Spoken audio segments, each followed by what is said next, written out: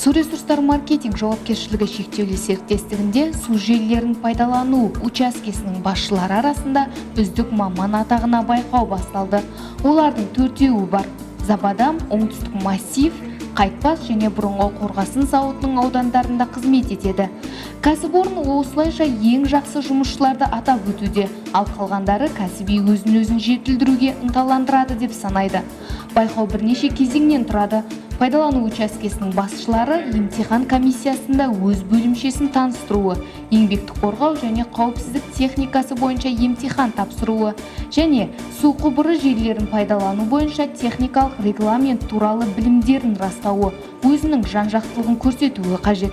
Көрсетілетін қызметтердің сапасын жақсарту бойынша ұтымды ұсыныстар қабылданады. Әзірге бірінші кезең өткізілді. Жалпы 4 басшының барлығы қойылған міндеттерді орындады. Бұл таңғаларлық емес, бұл лауазымда тек теорияны ғана емес, тәжірибені де білетін білікті мамандар жұмыс істей алады. Олардың үздігін анықтау үшін тағы бір кезең өткізіледі. Барлық қатысушылар Қазақстанның су шаруашылығы қызметінің кәсіби мерекесіне бағалы сыйлықтар алады.